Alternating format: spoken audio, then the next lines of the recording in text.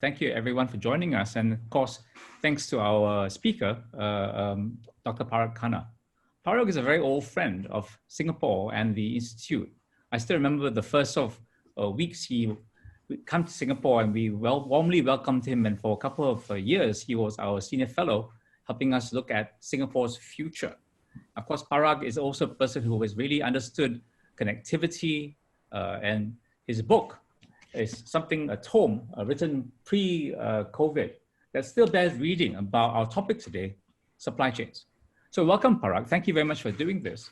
The SWIA itself is looking at supply chains. We're looking across ASEAN, and we're very delighted to have a number of our corporate members give us input, people who've got real hands-on everyday working experience, DHL, PSA, and some of them are on this webinar. So we really hope to engage you and those who have signed on for this talk in a discussion about the issues. If we could, we'll take you through some of the issues in clusters. I think one of the ones I want to talk to you about first was this question of the Sino-American tensions and the effort to maybe, some people use the word decoupling, not a word I like, but certainly there have been some trade technology questions which could affect supply chains, as well as the broader question of stability, peace, and progress in our region. What are your thoughts on this, Parag? Well, it's great to be with you, Simon. Good to see you again, even in this digital format. We're so close yet so far. And of course, I want to thank you for years of friendship and partnership. I've always enjoyed all of our interactions within SIA or otherwise. So thank you for bringing me back into the conversation that you're having right now. And of course, as you know, I believe there's no more important topic really than understanding supply chains as a global system of transactions. And I believe this system is the embodiment of globalization.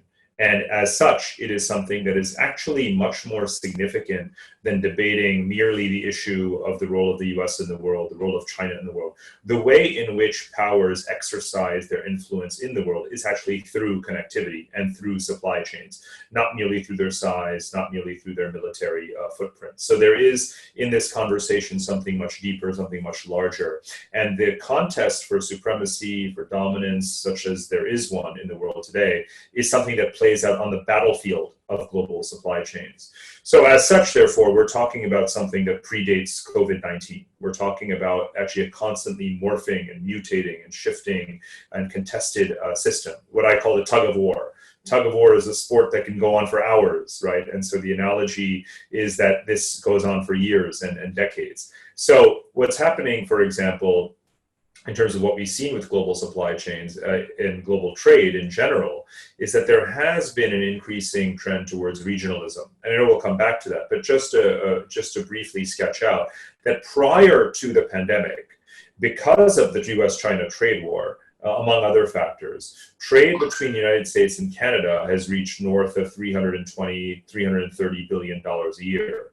With it's about $300 billion a year.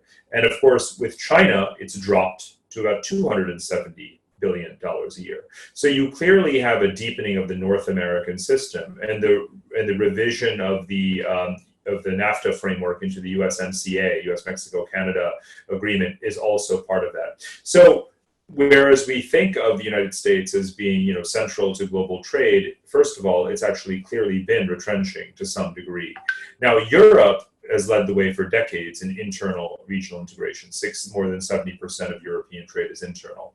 And what's least appreciated is the fact that right here in Asia, 60% of trade is actually intra-regional. And that's building on 3 decades of post-Cold War growth, development, trade liberalization, knitting together, if you will, of supply chains. So that's a general answer. More specifically, it obviously depends on the industry. Some areas are going to, continue to be truly global. Others are going to become, more regional or not be as necessary altogether. If we look at global energy markets, global oil and gas, ever since the United States became a swing oil producer, OPEC's centrality has obviously diminished. Now, and at the same time, more and more countries are investing in alternatives and renewables. So you have less demand for global oil. Therefore, you will have a shrinking, a gradual tapering, if you will, of the volume and the centrality and the share of global trade represented by energy markets. Now, energy is not a trivial thing. It's obviously one of the most crucial, if you will, conduits or verticals of the global economic and global trading system. So you will have a decline, if you will, of energy globalization. That's not a bad thing per se. It may show up as a decline in a statistic in terms of globalization, and yet it's a great thing for the environment. So the truth is that you have to look at these things one by one: aviation, manufacturing, technology, and within technology, obviously hardware and software, and so on and so forth, and truly answer. But the fundamental point, though, is that supply chains are actually always shifting. Always, they're always seeking the path of least resistance. And I know we'll spend more time on ASEAN, but in yesterday's Financial Times, I did a long piece about ASEAN and its newfound centrality in global supply chains. Again, this is not something that what should be attributed to the U.S.-China trade war. It should not be attributed to the COVID virus. This goes back about 15 years in the making. So again, constantly shifting. Let's pick up on that point about the regionalization and ASEAN, or Asia, if you prefer. There's been talk about how in this COVID-19 period, China, it's already pulling into the region, will re-emphasize that. China's relatively, early tackling the problem, and there's some signs that its economy is pulling up more quickly. This will amplify the regionalization. Do you see that? And if so, is it something you welcome, or given that tug and pull between regionalization and globalization, is that balance something new and perhaps something you don't welcome? Well, we have to disaggregate China's role in global and regional supply chains in several ways. First of all, initially, of course, going back 30 years, we've seen it as just a low-cost producer, so importing intermediate goods and exporting finished goods and so forth. But China has massively reduced the share of its import dependency for its exports, especially in electronics. It used to import 70% of the components needed for its exports, and China's electronics exports represent more than 60% of the global total. It's brought that down to about 20% or less. So in other words, 80% of the components that are needed for Chinese electronics exports are made indigenously. So we've seen them moving up the value chain sector after sector. Obviously, the holy grail is semiconductors, and in general, around chip manufacturing, components for mobile phones, components for more sophisticated telecommunications devices and equipment. They've really been able to produce. They've gotten to the point where almost everything can be domestically produced, and even where they depend on foreign components, obviously Intel, Qualcomm chips, those are actually done with joint ventures that are in China itself. Hence, one of the big points right now is, and this is very real time as we speak, the negotiations that are going on between the top US chip manufacturers and the US government about nearshoring that supply. But remember that and it's all about, some of it is the optics of how these things are reported.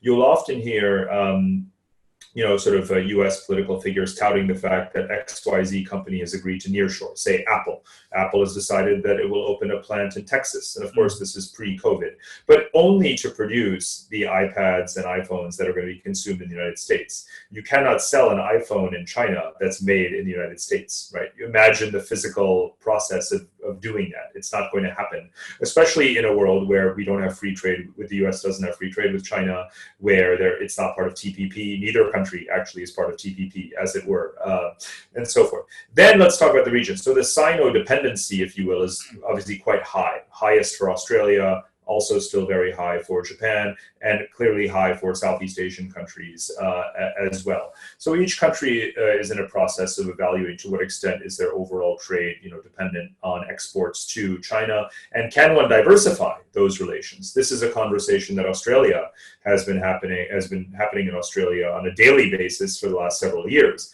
They haven't necessarily been able to do a whole lot about it.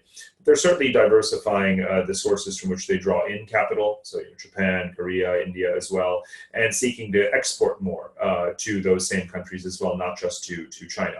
Secondly, let's remember that because of the RCEP, and even just because of the wage labor arbitrage dynamics, or the two in tandem, when you produce now in Southeast Asia at a lower cost of production, because of RCEP and the pre-existing agreements with China, it now becomes a competitive way to export into China. and because of China's efforts diplomatically in the context of the US-China trade war to reduce its dependency on imports of food and equipment, industrial goods from the United States, China has been systematically lowering its tariffs on every country on earth except the United States. So it's actually been a good time to be exporting more to China as an Asian country. So it's not just the volume of trade, but obviously the trade balance, and it's also the diversification of trade. More or less, we're in a situation where every country has realized that you shouldn't have all your eggs in one basket, especially if that basket is called China. That means that there's no ASEAN standalone supply chain. Where either with China, with all the strengths that you've talked about, or continuing with Europe and other manufacturers and markets. Is that correct? It's a very good point. So, ASEAN, as you know, really literally better than anyone, Simon, it's not one integrated system. It's not one country. And also the fact that supply chains have begun to coalesce in ASEAN countries doesn't mean that they have really coalesced in ASEAN per se. So take the example of Vietnam. If you think about the leading foreign investors in Vietnam in the areas around electronics, automotive, whatever the case may be, Japan and South Korea, unlike Western companies or countries, Japan and South Korea have focused on vertically integrated supply chains, right? Doing as much as possible in their ecosystems. Nagoya, Japan for Tokyo, and Samsung City in Korea. So what they've sought to do is to basically recreate, in a way, their national model, which is, again, vertically integrated supply chains within one specific geography, the specific special economic zones in a country like Vietnam.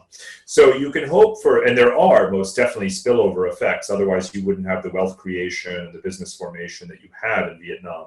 So you have those domestic spillover effects, but you don't have a sort of unbundling of supply chains across Asian borders as a result of foreign investment from Japan and South Korean specific sectors or countries, because again, they're trying to recreate their own model. That's not to say that there aren't areas where ASEAN supply chains are not flourishing, because of course they are, in the area of logistics and e-commerce and so forth. So why should we even necessarily look at some of the lower wage areas like electronics? We should actually be looking at the higher value-added areas like logistics and e-commerce, where ASEAN countries have done a fair bit to open the doors, lower the barriers, harmonize customs and clearance and so forth, so that you can have more of Grab and Deliveroo and all of this sort of stuff, and Lazada around ASEAN. And that, I think, is very, very promising.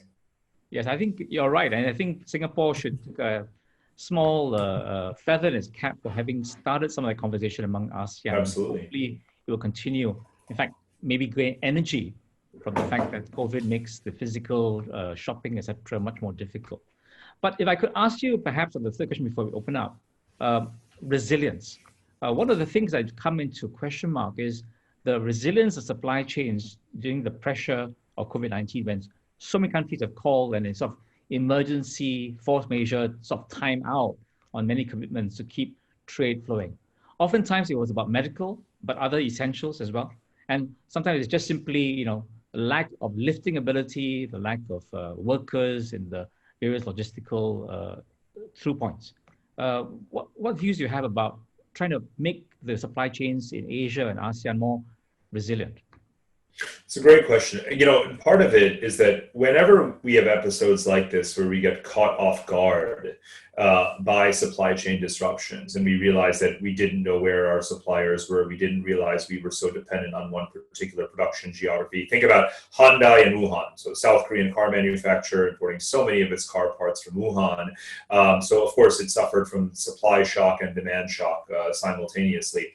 Whenever episodes like that happen, I just have to shake my head, because of course for years and years I've been saying, quantify your supply chain, map your supply chain, physically map your supply chain, and ensure that resilience. So again, lesson learned, right? So in other words, we don't rebuild the past. What comes next is a couple of different things. One is, of course, you will have a lot more, again, an acceleration of this effort to diversify. And that resilience, a lot of people think that resilience comes from onshoring everything. But then you yourself become the single point of failure. And so, this is something that people in the economic space are debating right now, as if there's any such debate. Every place is actually vulnerable. Therefore, you should never over-concentrate anything, not even in your own borders, right? So, logical point that applies to all of us. So again, that diversification is key. Another, though, is around automation. Like I say, we don't rebuild the past. What comes next is more companies automating. So I gave you the Hyundai example. Now, Korea has the highest robot density in the world, alongside Japan and Singapore and Germany. So you can imagine that what Korea does next is to automate a lot, use 3D printing, use labor automation, to manufacture either onshore or in Vietnam or elsewhere a lot of the automobile parts, bring them into a different set of factories, offshore some more factories and keep others onshore, but to also have robotic automation in them so it's less dependent on human labor. So that's what the geography of supply chains looks like in the future, more and more for some of these critical areas of appliances and automotive. And therefore, when we think about winning supply chains, we tend to think of it as who gets the labor, right? Who's employing the workers and generating revenue in that way. But of course, that's not what it's about in the future. It's about capital. Right, some economists would say it always was about the capital. So it's who is actually benefiting financially, right, the most from this, and our government's going to have to tax those companies, and how do you tax automated labor and this sort of thing. So again, building back better raises a whole new set of fiscal questions and social policy questions. Thank you very much, Parag. I think you're right. In many ways, we've been here before. I was on the board for Toyota for a few years, and we're doing both the Tohoku and the tsunami problem, as well as the floods in Bangkok. And again, a lot of those models just simply had to be tweaked. And as you said, constant monitoring about diversification. And of course, the new element coming from more automation, where technology seems more ready. Let's open it to the, I was going to say the floor, but there's nobody on the floor, the participants. And we've got, as I said, a number of people who are very actively engaged with real-time, real-life supply chains. The DHL, who were very helpful. Thank you again, DHL, in talking to me and my team about some of their experiences, PSA and other friends. But the first question I've got is one that's been sent to us by chat from a Punit Oza about the ability to really diversify away from China. I mean, one of the things that I constantly found, I like your view, is that people talk about diversification, but then as market followers, as price-sensitive people, we keep going back to the person who will give us the right quality at the best price. And once we're happy with that, we keep going back to them again and again. Is there an answer to this? Yeah. I suppose the question is, from where is one speaking, right? If it's a Singaporean company that is, a redistributor of electronics or, textiles, for example. Again, what you find is that, quality improvements obviously vary a lot, so we can't generalize about this. But we're finding obviously that let's take the example of India and iPhones. Apple had Apple has sought access into the Indian market for a very long time, hoping that it could have an onshore retail presence. And India said, absolutely not, unless you procure 30% of your components from here in India. So they were trying to mimic a Chinese-style industrial policy. Finally, about a year ago, Apple caved in and said, fine, we will start to do final assembly in India in exchange for the ability to sell directly to Indian consumers. And that had a lot to do with the fact that obviously they were feeling the squeeze in China and the trade war and declining revenue there. So the moral of the story, though, is that you can try to be a market maker, right? How do you get a country to provide a higher quality of a finished product that can rival China? Well, you actually have to go and invest in that country's capability to do so. And that's precisely what Japan and South Korea are trying to do in Vietnam right now, and what Toyota has successfully done, quite frankly, in Thailand, right? So it's a case of foreign investment is always the vehicle by which underdeveloped countries are able to accelerate their modernization process. And again, this is actually happening faster in some of the higher value-added areas. Look at software companies. When they're looking for user interface design or certain kinds of programming, you can get programmers in Vietnam and in Thailand and in Indonesia, plenty of very smart, well-trained people who do high-quality work for less. So I'll make one point again about how the future will look different from the past. Right now, American technology companies and some European companies, but particularly American ones that have downsized or frozen hiring or laid off workers, they don't plan to reconstitute the high headcount that they had before. They're going to stick with remote workers on a project basis to do software work. Now, why would you pay an American or a European $100,000 or more a year to sit at home and code software for you when you can pay an Indian 1/3 as much, right? So when people say the world is deglobalizing, I say, well, don't be so sure about that. Yes, there will be fewer vehicles being put on, tankers and ships and sent across the oceans, but that was happening anyway. But there'll be a lot more remote software work, and a software worker makes a lot more than a guy working in a car factory. So, the future is still globalized. And the unbundling will create more complex globalization rather than globalization per se. Yeah. Simon, let me just say, the supply chain has a supply chain. And this is actually this is my own quote, but but I have to say that the more you research global supply chains, the more you appreciate that you cannot simply untangle it. It's such a complex system that each part itself has a supply chain. You are a very deep thinker and very broad. My questions will come in from the chat, which are going to make us look a bit more at ASEAN. I've got 3 questions on the board. I haven't seen any hands yet, so I'm going to go with them. You can read them yourself, and Parag, but to sum it up for the audience, basically, a couple of them are asking about that question of ASEAN alone supply chains. One is whether ASEAN can really compete with China in any or all industries. It takes decades, 8 glimpses, to grow the ecosystem. And I think that ties up to a lot of the points you made about Vietnam and its efforts to attract Japanese and Korean investments, which are very vertically integrated. And to my knowledge, Vietnam, though is doing well, actually has quite thin value added for the investments it's getting, and supply chains really don't belong to them and their companies. The second question from Raymond Yee kind of builds up on that. He says, well, even if you wanted a supply chain in ASEAN, ASEAN even got the Trade Act together, the non-tariff measures, the rhetoric integration is there, but it's difficult to get things across the border. Of course, you emphasize the e-commerce and other aspects which kind of skip past those problems, but in more traditional supply chains, more manufacturing supply chains, this is a real problem. And the third question, a very old friend, Henrik Jessen, whose company Jepsen & Jessen is right across ASEAN, is asking a question about Indonesia in particular. Can it really be a meaningful player in region integrated supply chain? So those are the sort of summation of questions for the audience who can't see the questions. But please, Parag, go ahead and take all of them. Excellent question. So let me take the point about ASEAN first. So ASEAN's internal volume of trade versus its global trade is relatively low. We know that to be the case.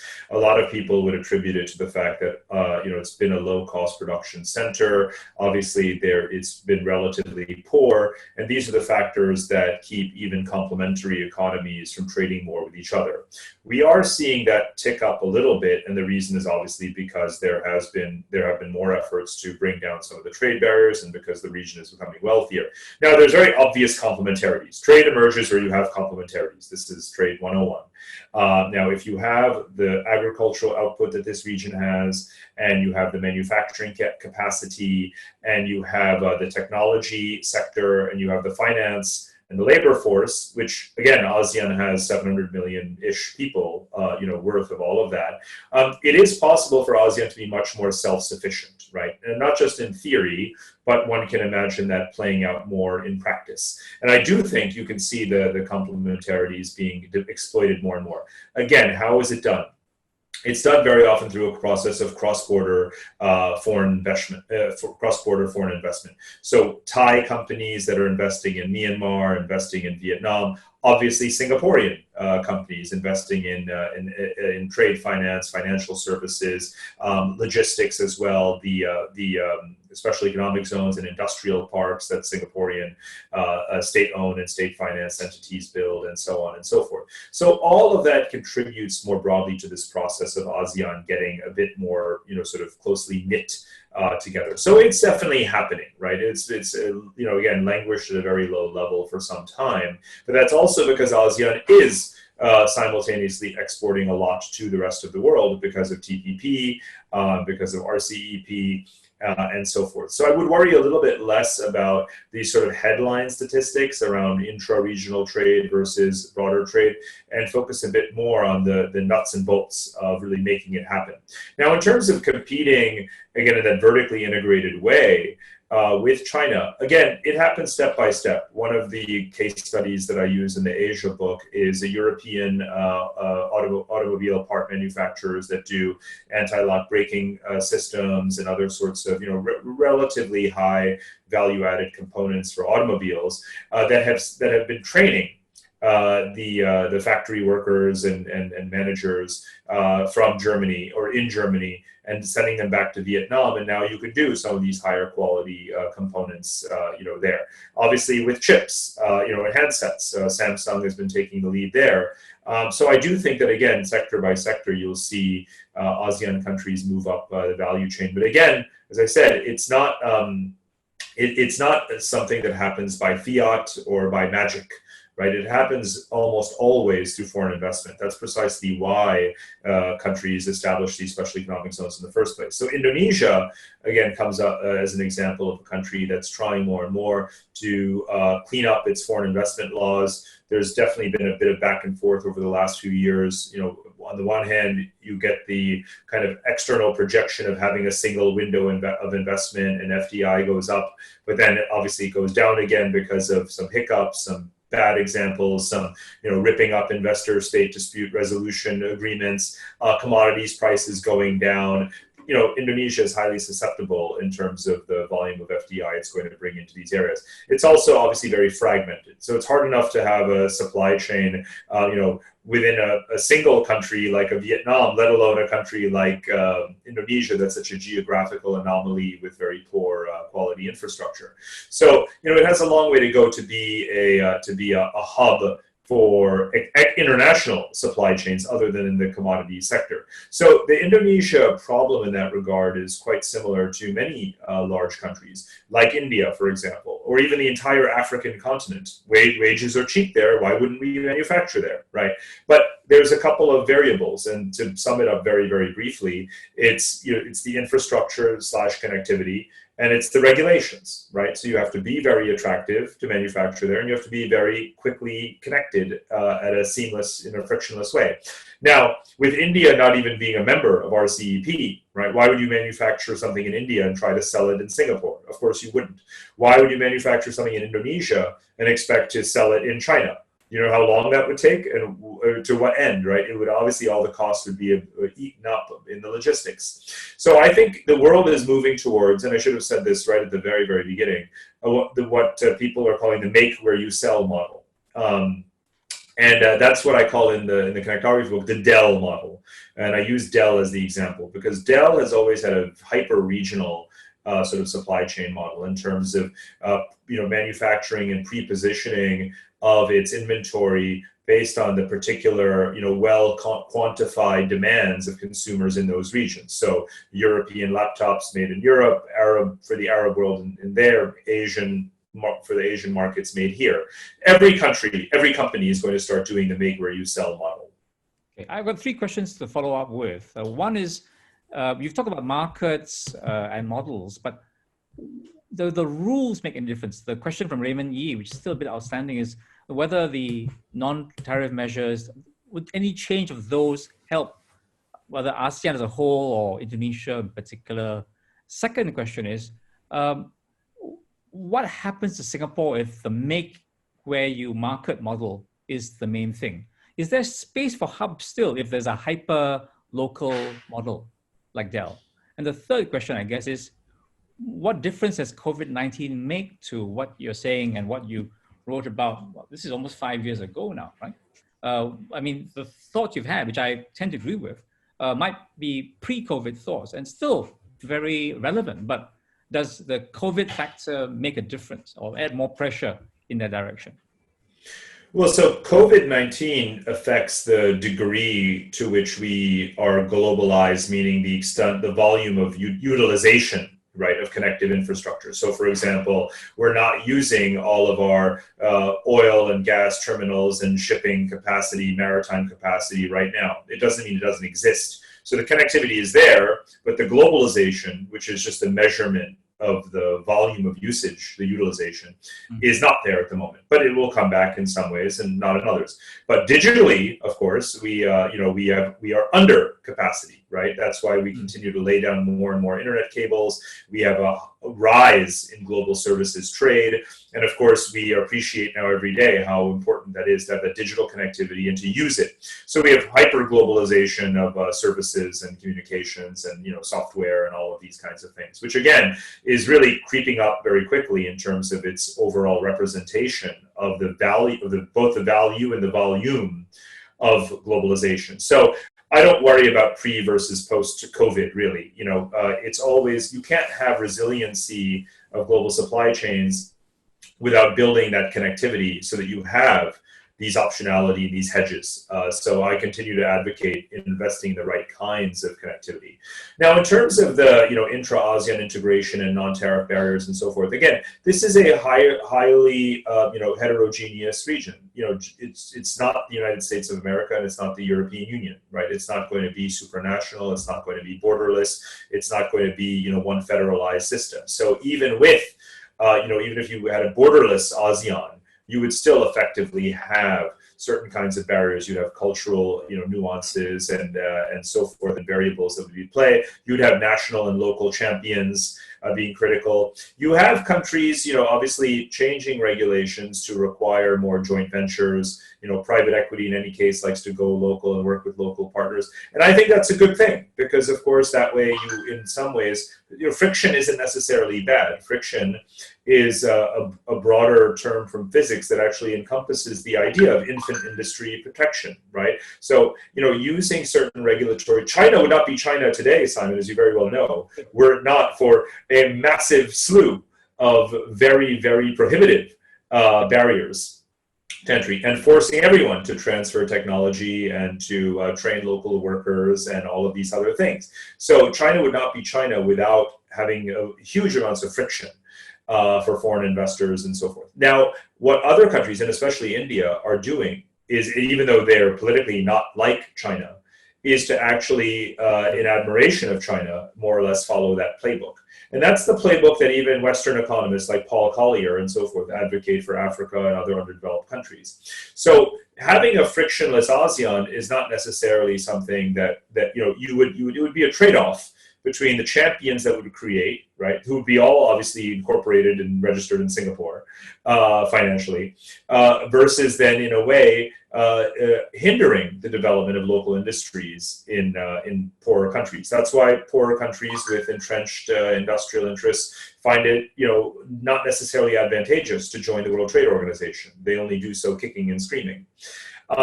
So the final point then would be about Singapore, which is of course worth dwelling on across multiple questions and angles. But a lot of people, let's take the example of Belt and Road. When people say, well, does Belt and Road mean that Singapore is going to be starved because suddenly there won't be maritime commerce anymore? And there's a lot wrong with that sort of linear projection, right? Because Singapore, even though shipping, logistics, transshipment, and so forth in the maritime space are very important to the Singapore economy. There's no question. First of all, that's not going away. It's not being substituted any more than just the fact that you have Arctic shipping means that Indian Ocean shipping is disappearing. It's obviously not for a very long time, right? Second of all, Singapore makes money as a capital markets player, as a direct investor in facilitating and investing in logistics projects in China, in Central Asia, and elsewhere. And so bringing those revenues into Singapore is part of the Singaporean economy, even if a ship never docks in Singapore. So what Singapore needs to always do is to have its cake and eat it too, to be both and, to be maritime and to be terrestrial, to help those countries that want to build industrial parks have those high quality Singapore-like industrial parks. And that generates hundreds of billions of dollars of revenue for Singapore Inc. And so I think playing both sides, while of course, most importantly, having the best governance, the best regulations, ensures that that companies from around the world want to be registered here. Well, thanks, Parag. I know why you voted your feet now. You're a true believer. Yes. If there are more follow-up questions about ASEAN or Singapore, please do so. Raise your hand or ask for the microphone. Otherwise, I'm going to move on to another question about ASEAN country, but one which isn't at the moment really sort of central to supply chains, but has shown a lot of promise. This is Myanmar. The question comes from Lim Chong Chong. A Singaporean has been working and investing his money and other people's money in Myanmar. And the question is about whether Myanmar, given its strategic location between the two giants and in the heart of Southeast Asia, can really be a strategic part of this post-pandemic supply chain? Or is it being played out by some of the patterns and movements you see happening?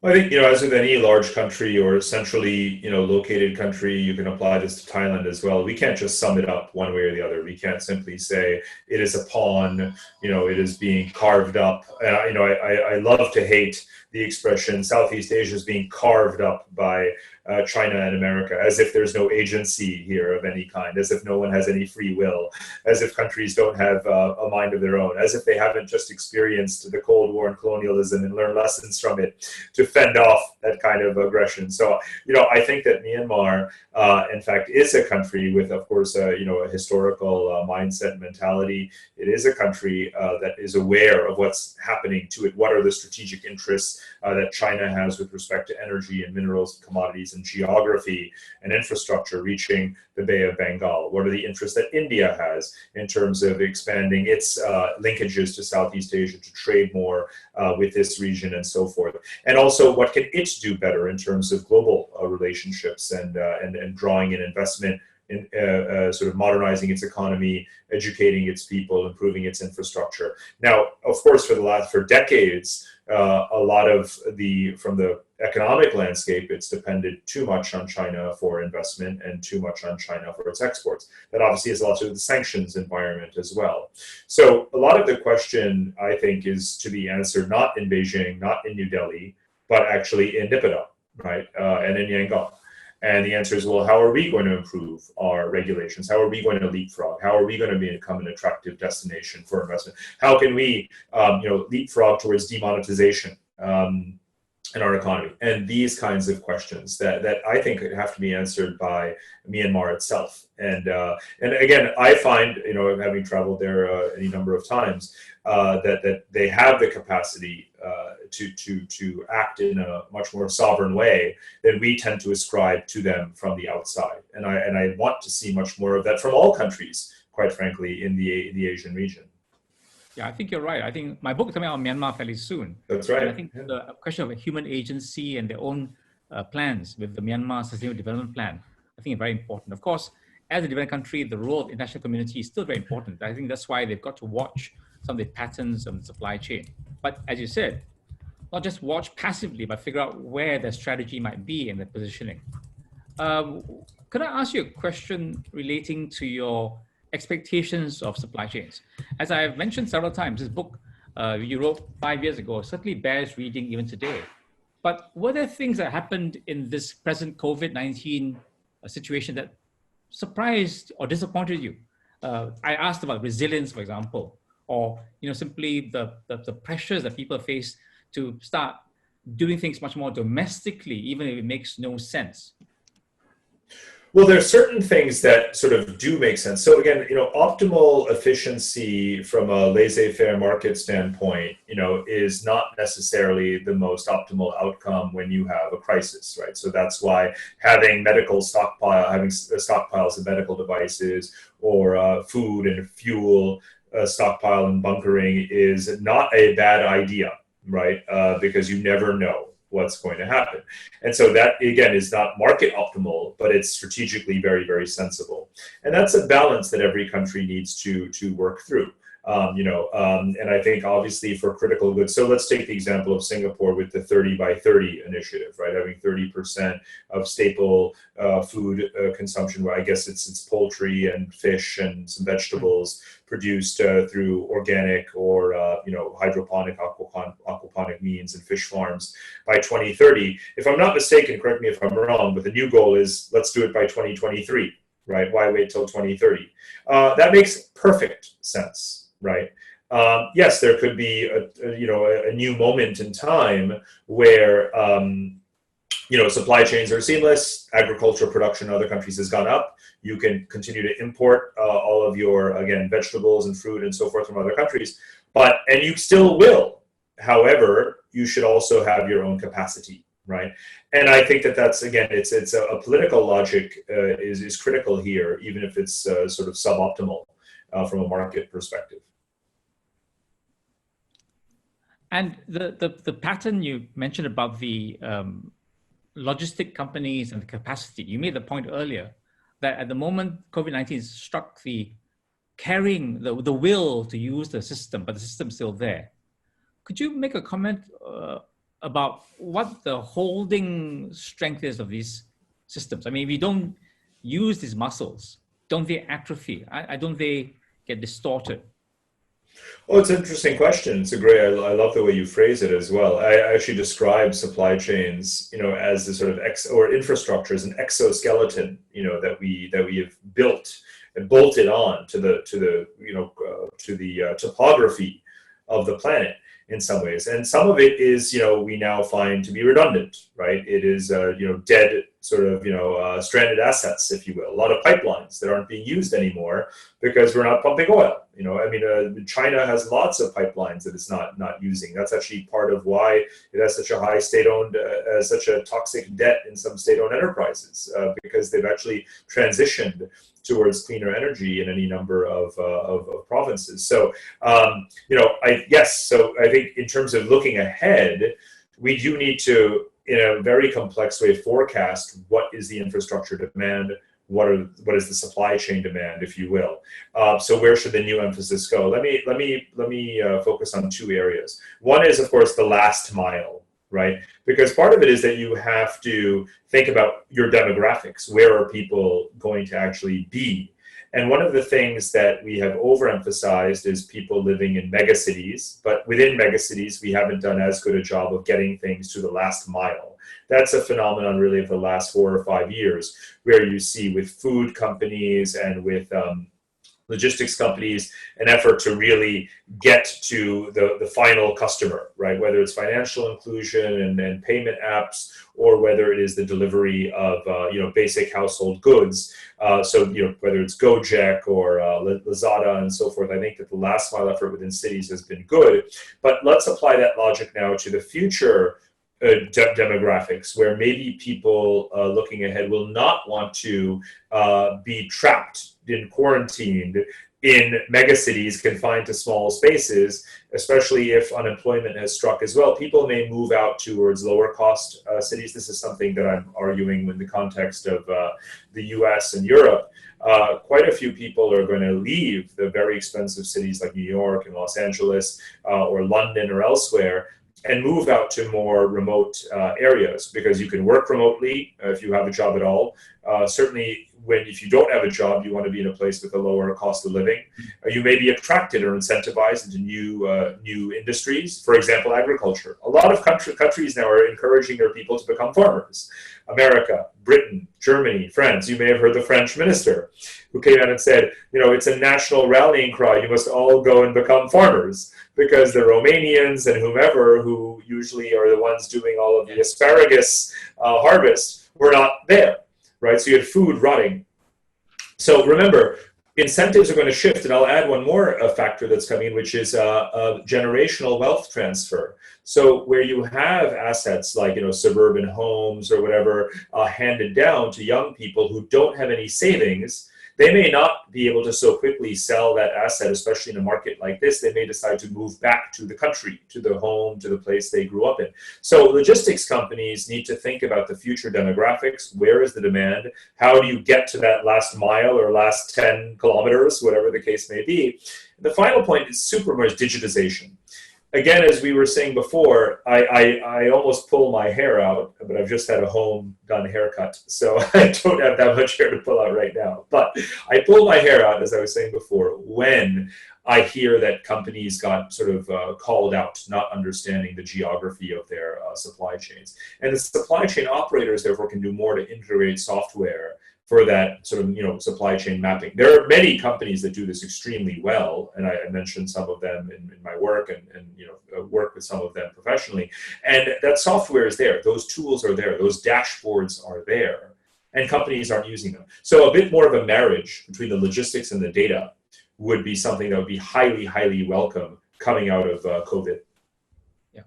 I think I got two questions coming from there, very little time left. But one is to engage your very broad, deep thinking, Parag.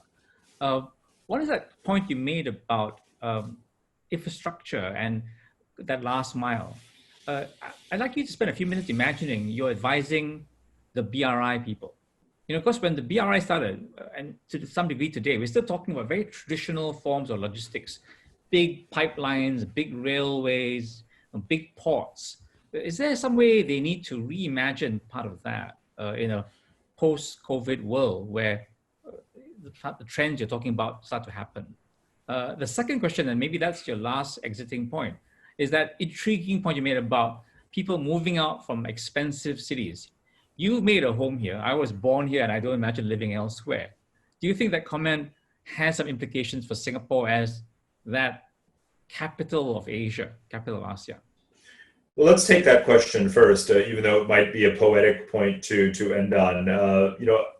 This is one of the most expensive, if not the most expensive city in the world to live in for a family, especially given the accoutrements that one could potentially invest in here. But again, pre-COVID as well, there has been a sense that companies that are selling retail goods and so forth and trying to better access, again, the relatively fragmented still markets of ASEAN need to have a greater presence in market to localize. So trying to push workers out to Indonesia, Vietnam, and so forth. But of course, those countries don't offer that kind of quality of life. So if Singapore can take steps to be slightly more affordable, so again, this is partially what's been happening with a correction in property markets and so forth, but a pretty larger correction is going to be needed in the cost of goods, food, again, real estate still, schools. A lot of these things would have to come down fairly substantially in order for Singapore to ensure that even as these other countries rise and get more attractive, that people still want to stay in Singapore. Now, for the short to medium term, I mean, you've been here your whole life, but I can recall from the moment in the early 2000s when I started researching my first book and my first tour of backpacking around Southeast Asia, I heard people in Bangkok, expats too, credible regional market analysts saying, Bangkok is totally going to bury Singapore because we are the heart of Southeast Asia and look at our enormous domestic population size and our connectivity. I heard people say that in Kuala Lumpur. I heard people say it in Jakarta. Here we are, I feel like an old man, right? It's almost 20 years later from those first quotations, direct quotations from people in those cities. And of course, none of these cities is like Singapore. And they've had 20 years of time to try, right? Instead, you have Jakarta sinking into the sea. You have Bangkok sinking as well, actually, quite frankly. And you certainly don't have governance that is even remotely in the same tier, in the same league as Singapore. So, I think that in that sense, people have voted with their feet, as I have, and there's no question that let's just take a simple supply-demand logic, right? The supply of people who would love to live in Singapore far exceeds the demand for them, or rather, sorry, the demand to live in Singapore exceeds the supply of places and permits, visas that Singapore is willing to offer, right? And by the way, that could change, depending on what happens here in the next election and a whole bunch of other variables that we don't need to get into right now. But suffice it to say, though, that Singapore could artificially, drive growth forward simply by letting in, X number of new people. But I've gotten into trouble for commenting too much on demographic issues in the past, so I won't. Everybody does. Everybody I know, it's true. You're not a Singaporean to even criticize for your views on the population white paper. So the other question about Belt and Road, I think this is very important. So remember at the very, very beginning, I was saying that, look, supply chains are a system much larger than just America and China and the kind of, so-called new Cold War. Similarly, the broader process of Eurasian infrastructural integration, or even Afro-Eurasian, as I put it in the Asia book, Africa, Europe, Asia, the broader Indian Ocean realm, which is the vast majority of the human population and world trade, right? That process is bigger than China.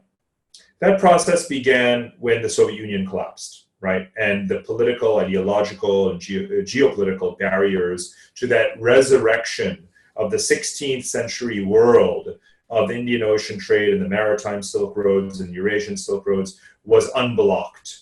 So China is a very important part of that story, obviously. But the future of whether or not countries want to connect with each other and build these Silk Roads, not just east-west to China, but also north-south and all other directions, is not about China. It's actually about everyone. So I want to be clear that we, as Singapore, or even countries as far as Africa, or Iran, or Russia, we are not dependent on China. China has actually been making a very big contribution lately to this broader process of Afro-Eurasian logistical integration. And I hope it continues to. And I hope that it does so in the right ways and not necessarily in terms of an overwhelming influence on these very heavy footprint, fixed, immovable, non-recyclable, sort of assets, redundant assets in many ways that it has in the past.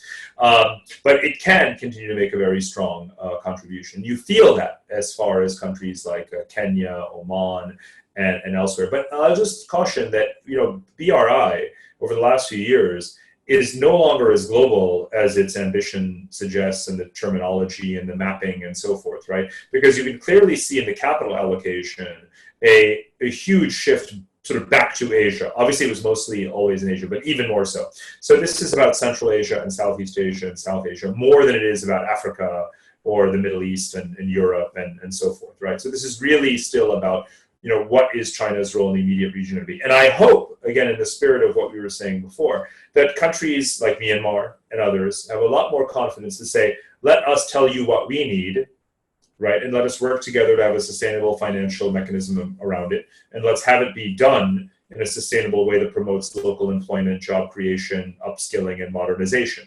Because that's what China did to the rest of the world, and these countries can now do it to China.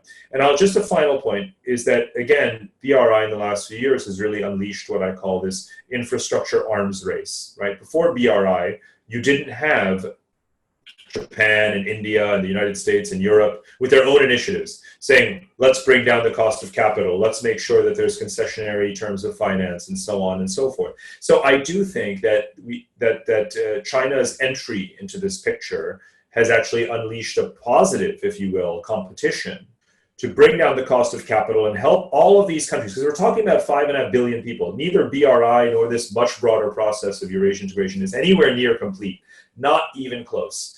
And we're talking about the vast majority of the human population. So the mission is still extremely important. And I would like to see China simply do things in a much more multilateral way. And I think that they can be convinced to do so. But let's remember that BRI is much more a bilateral thing than an overarching thing. And therefore, it's going to come down to, what does Myanmar say and do? How does Kazakhstan negotiate? How does Mongolia negotiate? How does Laos and Thailand, Vietnam, and others negotiate bilaterally? And I think that what the broader community can do, and this is something Singapore is doing by being a home to various capital market centers, arbitration centers, help countries deal with China in a way that benefits them. One last question. I just got a note saying it's been an interesting talk, but where's the COVID-19 point? So Parag, to take us out, what do you think has changed in your thinking as you look forward about supply chains in the region, given the COVID-19 situation? Well, I have tended to, in the last couple of months, kind of really identify or categorize the ways in which COVID-19 accelerates things that were already underway. So again, this regionalization that we spoke about at the beginning is accelerating because of COVID-19. Think about, when is the next time that you may get on a plane and fly to another city in ASEAN? Perhaps relatively soon. When's the next time you're going to fly to Los Angeles? It's probably going to be a while, right? So travel is going to be largely regional, North America, Europe, Asia. So that's one thing. Financial flows, trade flows, this recomposition of supply chains, largely regional in nature. So again, accelerating something that's been underway for about 10 years, actually. That depends on fiscal policy, right? We've used all the monetary levers over the last 10 years. Interest rates are already very low. The printing presses are operating again at hyper speed, but fiscal policy really matters as well. Again, those rumblings predate COVID-19. Right. The concern about China's overwhelming sort of, role and leverage and asymmetry with respect to countries in Asia, that concern, and you could even call it a backlash, is most certainly a pre-COVID phenomenon as well. And will now accelerate because countries are even more cautious, obviously, about taking on any more excessive debt than they can afford. So I'm not sure that there's, again, in our personal individual lives, obviously substantial changes. Look at what's going to happen to unemployment rates around the region. Again, the role that governments are going to play, even militaries. And I know that the human security agenda is very important to you in the work that you've done, and I've observed it as well over the years. But armies have to rethink their role, they have to focus on combating climate change and promoting human security. So there are going to be these changes, and some of them are certainly structural. But I hesitate to say that, the whole world and everything in it, in some ways has changed. That's not really specific enough for me. Okay, thank you very much, Parag. I think as usual, Parag Khanna has both entertained and educated us. He has the talent of looking very broadly, but with a certain grit and detail that really gives life to many of the broader trends he observes. I think his last point, I think, particularly shows his way of thinking about things. There were things observable coming into this point of time, which are, in his words, accelerated. The COVID-19 is an accelerator and pushes them to the next stage of development. Please, well, I'm not sure anyone can clap since the microphones aren't on, but I'll clap for you, Simon. On behalf of everybody, I want to thank you very much, Parag, for joining us via this Zoom and taking part, and everybody else for taking part in the questions that you asked via chat. I hope I did a decent service. We look forward to our next discussion with Parag and other experts about what's happening in our region. Thank you again. Thank you so much, Simon. It was really a pleasure.